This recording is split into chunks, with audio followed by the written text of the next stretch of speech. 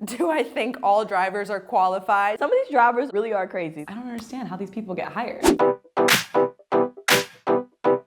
Hi, I'm Key, and today I'm going to be sharing with you my rideshare horror story. The entire time I can see him coming, I'm thinking, just cancel on this guy, he's going to get on your nerves. I get into the car, it is an older man, and immediately he just starts telling me how beautiful I am, how I look like I have my shit together. He asks me where I was going. He keeps asking me, do I have a boyfriend? I say yes, because I want him to stop talking to me. And it doesn't stop him at all. So your boyfriend don't let you have friends? And I was like, no, he's crazy. He kills people. And he proceeds to tell me like, oh yeah, I know why he's killing people because I know you got some good. Yeah. Took a hard left. I can tell by the way you sit and you got that good. And I was like, did not know that vagina had a posture. Hey, can we change the topic? He was like, oh, I'm sorry, I didn't mean to offend you or anything. And then he starts going on to all this shit. I have a 4-bedroom house in Crenshaw and like, don't nobody live with me. So if your boyfriend ever like up like I'm here, and I'm just like trying to be nice because I don't want to like be murdered or raped. I texted one of my guy friends, he called me and I talked to him the rest of the way. I was actually on my way to work. As soon as I get out, I reported this man. That's like grade A textbook sexual harassment. And I'm like, if you felt that comfortable saying that to me, there's no telling what you're saying to other people. Who looks at somebody like a complete stranger, you're 30 years older than me, you don't look back at a woman and just tell her, hey, I can look and tell by the way you sit and you got some good.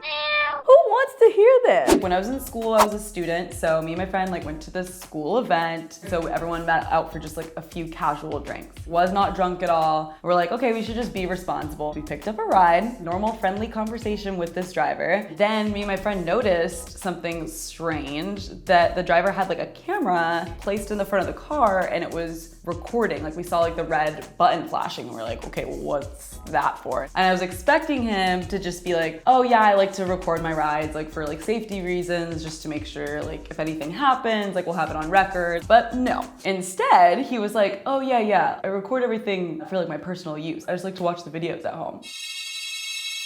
And we were immediately freaked the f out. And we were like, okay, sir, can you please stop recording us? And he started freaking out. He started cursing at us, like calling us all sorts of names. Okay, we need to like get out. He pulls over on the side of the road and tells us to get the f out. And we're like, what? We're literally in the middle of a highway. And so we get out. We don't know what to do or who to call. So we're like, okay, I guess like, let's call another one. And we ended up getting in a different car and telling the new driver this crazy story. And he was like so apologetic. He was horrified that we had to go through any of that. Luckily we made it home safe, but it was like a very uncomfortable situation. Little old me is getting off of set and it's about 10 p.m. Pull out my handy phone, call myself a ride. I look down and it's like 5 minutes away. So I'm like, okay, I can deal with this. And I'm watching as my driver starts driving in just kind of circles around the area. The time had passed that he was supposed to get here. I call him, hey, what's up? Where are you? He's like, I'll be there in a minute.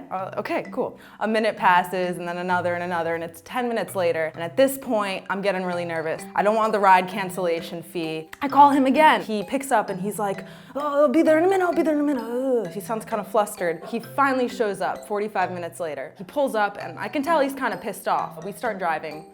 And every time we get to a turn, he asks me if we should turn here. You should probably follow the GPS. We get to the freeway and there is a row of toll booths. And when it registers in his mind that he is gonna have to pay for one of these toll booths, and so we're driving perpendicular to oncoming freeway traffic as he makes this U-turn, and I'm holding on for dear life thinking, oh my God, we're gonna get T-boned. Oh my God, this is how I go.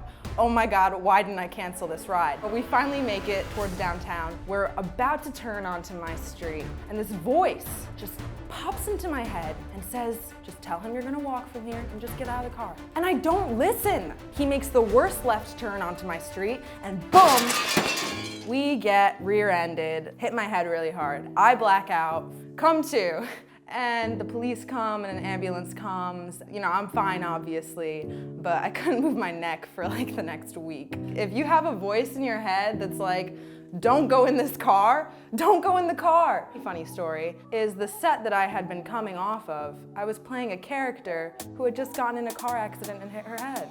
Someone was obviously playing a massive prank on me that day.